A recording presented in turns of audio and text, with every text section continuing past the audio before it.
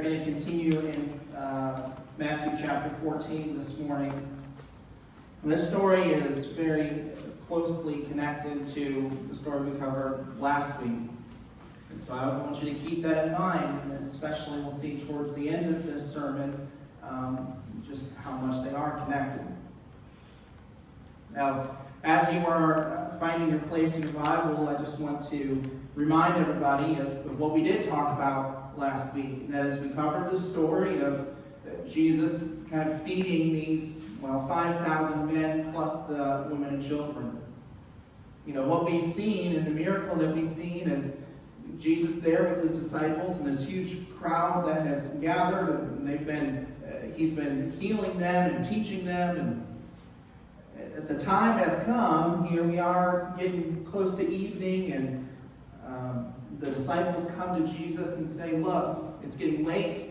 We're out here in this desert place. We're kind of far away from everything, and nobody really has any food here. Send the people away. And of course, Jesus tells them, no, don't send them away. Feed them. And they kind of look around and they see what they have, and they say, well, Jesus, we only have these 5 loaves of bread and these 2 fish. And he tells them, look, have the people sit down, prepare to serve them. He takes the bread and the fish, he prays over it, he thanks the Father for it, blesses it, and he breaks it and starts distributing it to his disciples to then distribute to the crowd. And every single person there was able to eat until they were full. And even at the end of that, the scraps that they have gathered together, about 12 full baskets full of bread and fish when they started with 5 loaves and 2 fish. And that is the miracle that we are coming off of as we get to our story. So let's read, and I'll open in a word of prayer, starting at verse 22. It says, and straightway Jesus constrained his disciples to get into a ship and to go before him unto the other side while he sent the multitudes away. And when he had sent the multitudes away, he went up into a mountain apart to pray. And when the evening was come, he was there alone. But the ship was now in the midst of the sea, tossed with waves, for the wind was contrary. And in the 4th watch of the night, Jesus went out to them, walking on the sea. And when the disciples saw him walking on the sea, they were troubled, saying, it is a spirit. And they cried out for fear. But straightway Jesus spake unto them, saying, be of good cheer, it is I, be not afraid. And Peter answered him and said, Lord, if it be thou, bid me to come out unto thee on the water. And he said, come. And when Peter was come down out of the ship, he walked on the water to go to Jesus. But when he saw the wind boisterous, he was afraid. And beginning to sink, he cried, saying, Lord, save me.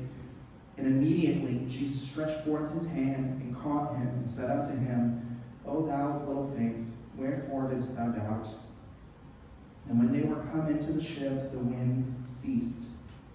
Then they that were in the ship came and worshipped him, saying, of a truth, thou art the Son of God. Will you pray with me? Heavenly Father, God, I thank you for this chance to be here once again.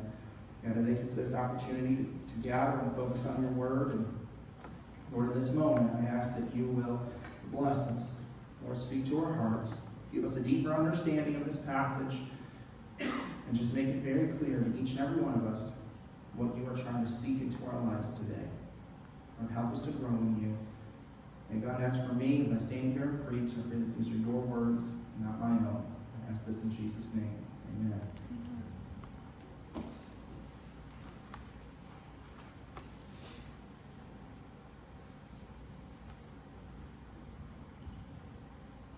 Hopefully, my mic will stop crackling so much.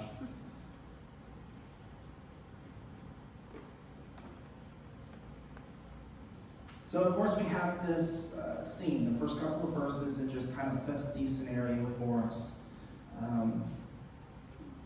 Jesus tells his disciples to get onto a ship and go to the other side of the sea. Now, this sea, it's about 13 miles long, about 8 miles wide in the widest point. And so, really, for them to cross it, and we believe they They weren't going the long 13 miles. They were going through one of the shorter sections of the sea. It should have taken them a few hours to cross in their boat as they're rowing. And there, what we do see is they are on the sea toiling for a very long time.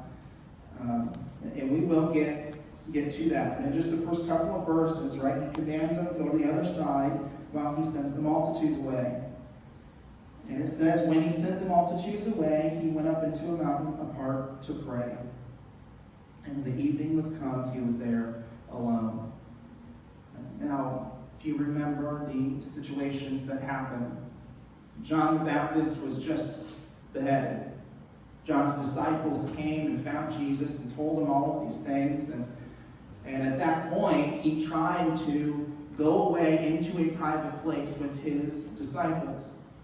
They had already gotten on the boat. They had already traveled to this kind of deserted place, trying to be alone, and the crowds had followed. Now, when the crowds did follow, he had mercy on them and compassion over them, and so he taught them, and he healed them, and he fed them, and he did all of these miracles that we talked about. And this thing is just... Yeah, all right, we'll try that. Am I still coming through yet? So he went, and he had compassion over them. But now the time has come where Jesus took his time to be alone. He sent the disciples away, he sent the crowds away, and he took time alone to pray. Now, that's going to be my first point, and it's a small point. It's definitely not the main point of the sermon, but it's something I felt the need to call out, which is if Jesus Christ, the Son of God, part of the Trinity, needed time alone with the Father to pray, how much more do we, as lost people, need time alone to pray? So let Jesus be an example for us here. Now, as we continue, he was there alone. It says in verse 24, but the ship was now in the midst of the sea, tossed with waves, for the wind was contrary. It tells us after that, in the fourth watch of the night, Jesus went unto them walking on the sea. Now, the fourth watch of the night is this time somewhere between 3 a.m. and 6 a.m. Now, they have been out there all night. Now, it was getting towards the later half of the day when they sat down to eat and they fed the crowds. Now, we don't know exactly what time, but I imagine it still being daylight. I imagine it still kind of getting close to that point where it's getting dark when Jesus sends them away. And Jesus has been off on his own praying this whole time, and they have been rowing this whole time. And like I said, it would normally, in calm conditions, would take about 3 hours or so for them to cross over. And here they've been there for a very long time, so much that not only are they not even close to crossing over, they're just in the midst of the sea. They're in the middle of it, and it says the wind is contrary to them, which means it's blowing against them. It's opposite of where they are wanting to go. They are fighting it constantly. This story is told in a couple of the other Gospels. Might have Manny, if you'll switch slides for me here. This is part of the account in Mark. It says, and Jesus saw them toiling and rowing, for the wind was contrary unto them. And about the fourth watch of the night he cometh unto them, walking upon the sea, and would have passed by them. Here they are. I don't know if you've ever really thought about this scenario. They've been out there all night, rowing and toiling.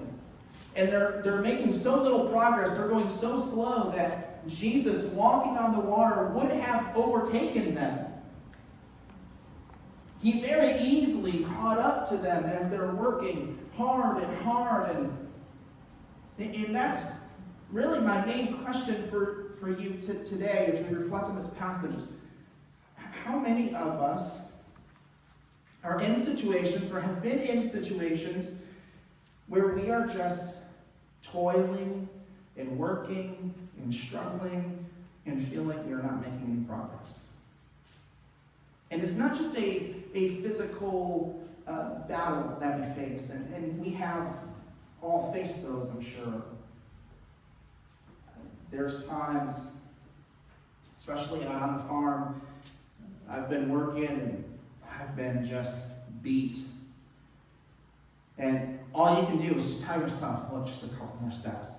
You just try to convince yourself you can do this. You can make it. Just a little bit more. Just keep going. Don't give up. You can't stop here.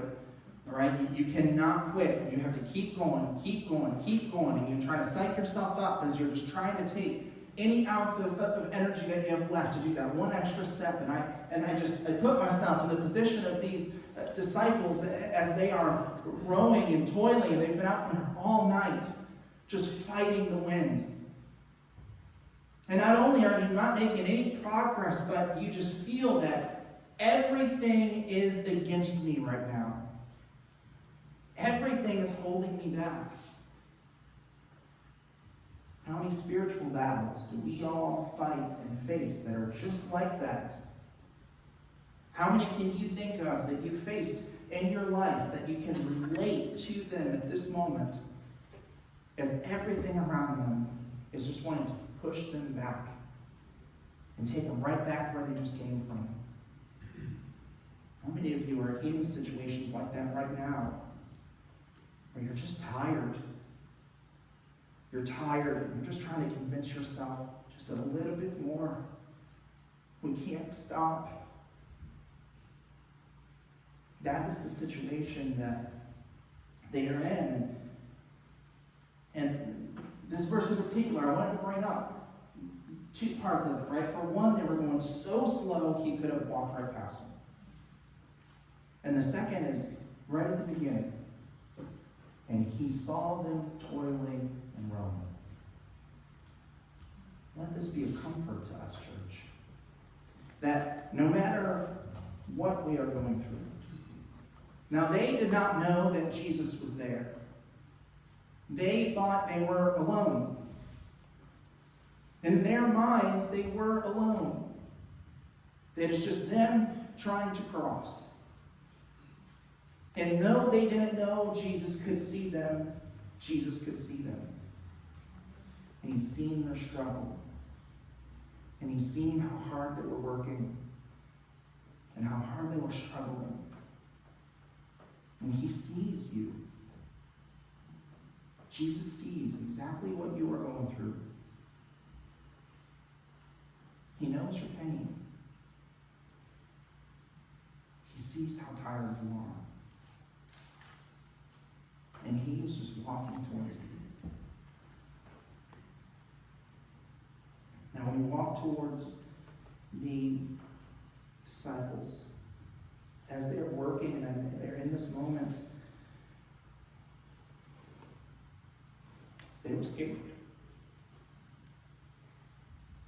For one, I guess if we're just going verse by verse here, let's make note of verse 25. And then Jesus went unto them walking on the sea. Can we just take a second to pause in awe of the power that Jesus has? Now, we've all heard this story before.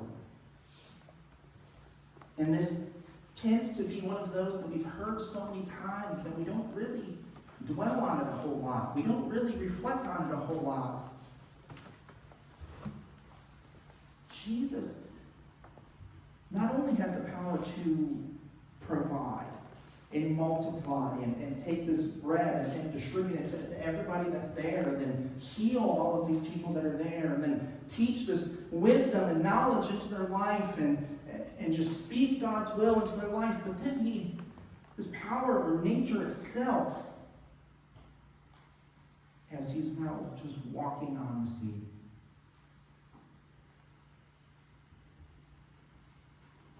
And here the disciples are. In verse 26, when the disciples saw him walking on the sea, they were troubled, saying, "It is a spirit," and they cried out for fear. Now, I want to put you back in that moment where you were tired. And I'm not just saying you're kind of sleepy. I'm not saying the pastor's preached too long. You're getting hungry and you're kind of tired because you got up early. I'm talking you are wore out. Where the only thing that you can think is just one more step. Just one more step. Just keep going. Don't give up. Now, some of us, we operate in that constantly.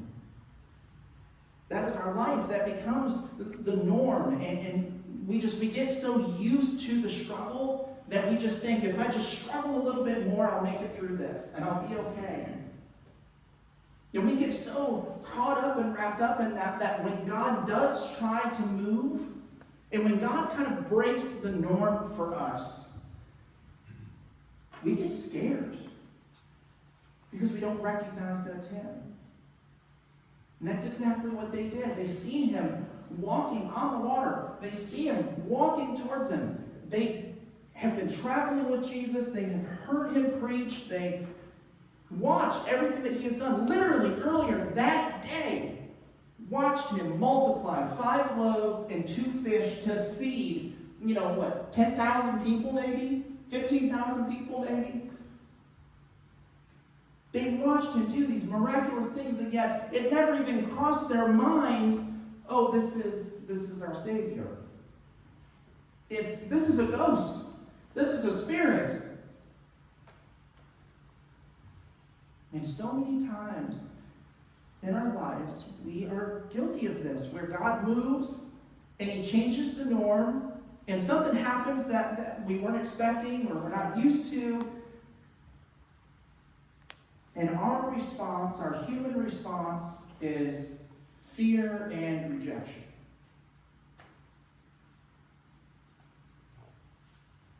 Now, Jesus, knowing their fear and hearing them screaming and seeing them kind of freak out, He says in verse 27, "And straightway Jesus spake unto them, saying, Be of good cheer, it is I, be not afraid." What words of comfort from your Savior. As He is speaking into your life and He's speaking into your situation. And He's saying, look, I see your struggles. Look, I see the things that you are going through and the things that you have been fighting against. And He says, look, I see the wind in your life. I see the wind constantly beating against your chest, constantly wanting to push you back. I see it. And I'm here to help you, and I'm here to do something about it. Don't be scared. Things are going to change, and I'm just telling you, it is I. Be of good cheer. It is I, be not afraid.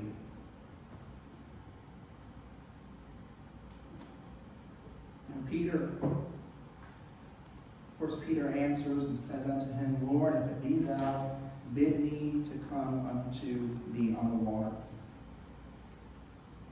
And Jesus tells him, come. Come. If you need to step out on the water, to come to me. If you need to see that, come. And it says He stepped out. When Peter was come down out of the ship, he walked on the water to go to Jesus. Now, when we truly put our trust and our faith in God in these situations, we can go through an awful lot. Now, it wasn't just the wind that they were fighting. When you're in the sea and the wind is blowing that hard, and the waves are kicking up and they're crashing around you, and they're fighting the sea, and one of the things that He's been fighting this whole time for hours, He's now just standing on top of.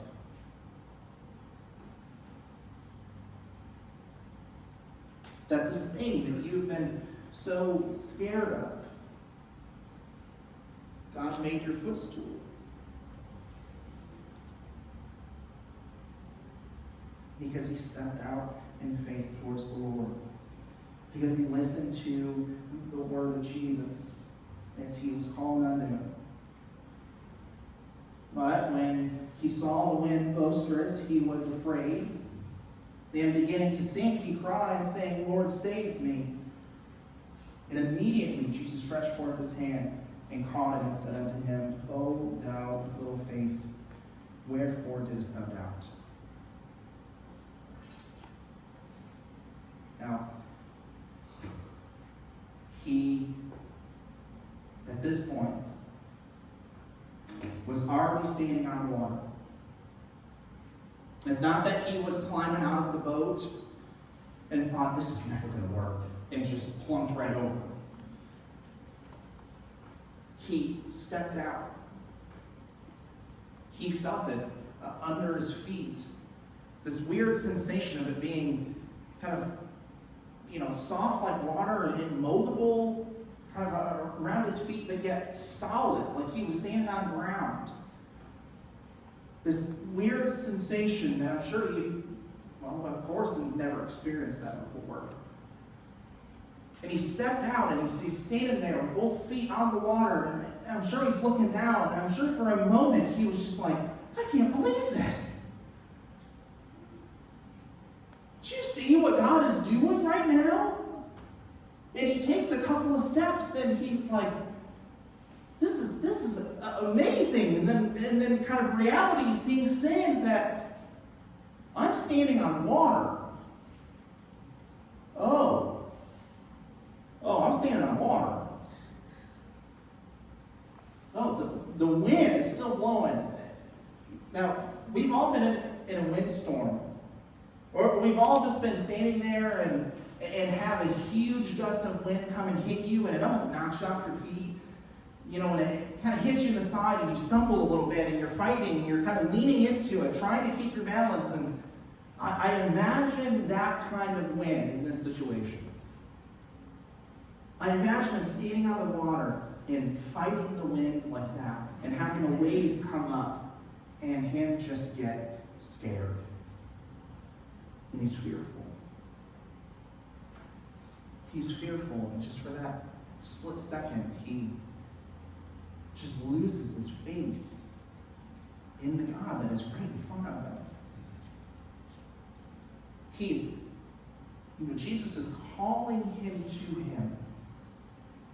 And yet this thing that he's been fighting in his life rears up one more time, and he gets scared and he falls down. Now, I've taught to you all many times about these spiritual battles that we face. And I've told you, every time that God calls you to do something, or you take that step towards the Lord, there's going to be something there to try to stop you. There's going to be something there to try to knock you back down.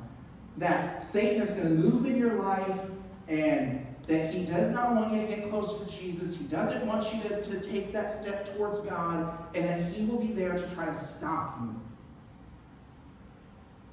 This is a good representation of that. And I'm not saying here that the wind is Satan. It's just an object, right? It's just a symbol. But just like the wind that was facing him, whatever it is that is in front of you, standing between you and the Lord, God has power and authority over it.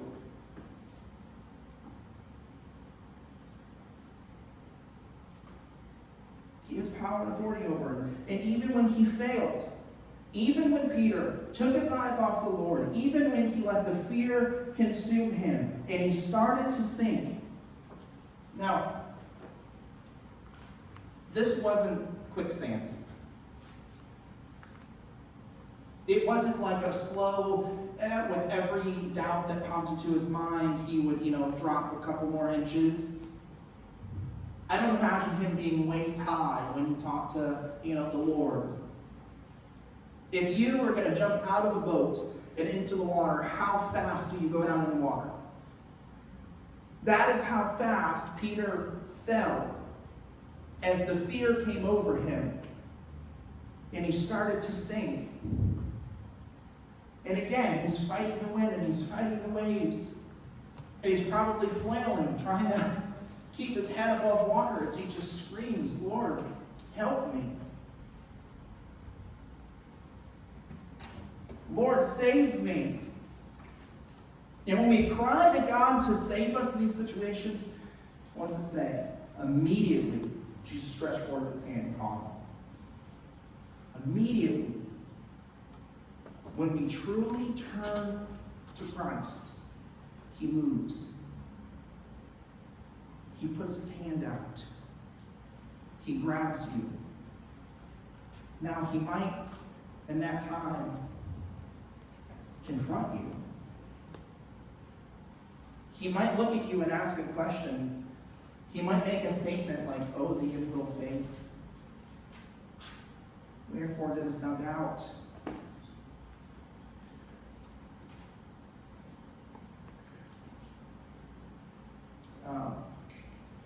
Manny, can you switch to the next slide, please? So Mark continues. I'm going to read my couple of verses here in Matthew.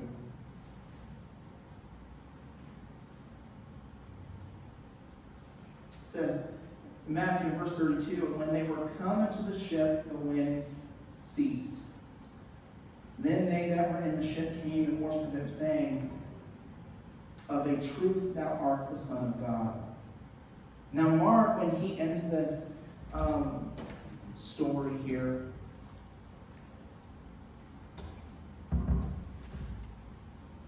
it tells us he went up unto them into the ship, and the wind ceased.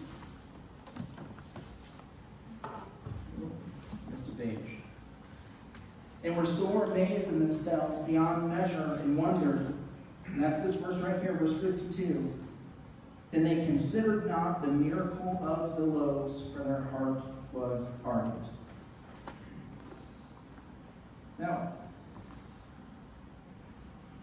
here they are fighting this battle, fighting this fight that they have been fighting all night long. They are totally worn out. They are scared. They are so caught up in their own fear at this point. Even when Jesus moves, they think it's somebody else. They think it's something there to harm them and hurt them. When he does speak into their life and says, no, it's me, it's okay. And Peter takes that step of faith and he walks out of the water. And the winds are coming and the waves are coming, and he has this lack of faith for a second, and he falls into the water and cries out to him once again. And through all of this interaction, not a one of them remembered what they had just witnessed a couple hours before that.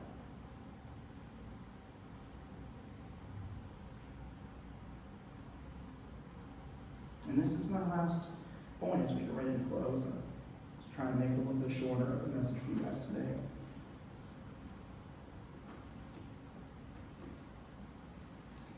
My last point to you is, do not make the same mistakes that the apostles did. When you are facing the trials and the struggles and the things in your life, think back and remember those miracles and those ways that God has provided for you in the past. That God has given you strength in the past. That he has led you in the right direction in the past. Now, this was earlier that day, and they forgot. How easy is it for us as humans to forget? But when you keep your faith, when you stay confident in who Jesus really is, you can do amazing things. And whatever is going on in your life, I'll tell you, Jesus has control over it.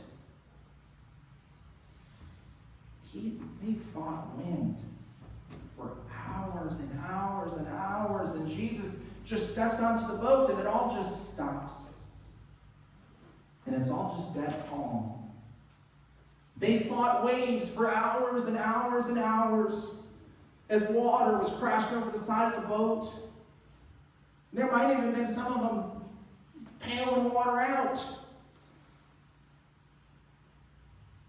And yet that's so little to Jesus, he just walks on it. He just walks across it like it's no big deal. He's going for a casual stroll, and he's making so much more progress than you. He could have just walked right past you.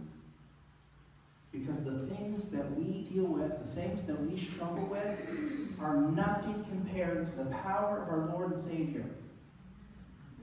So let us remember that.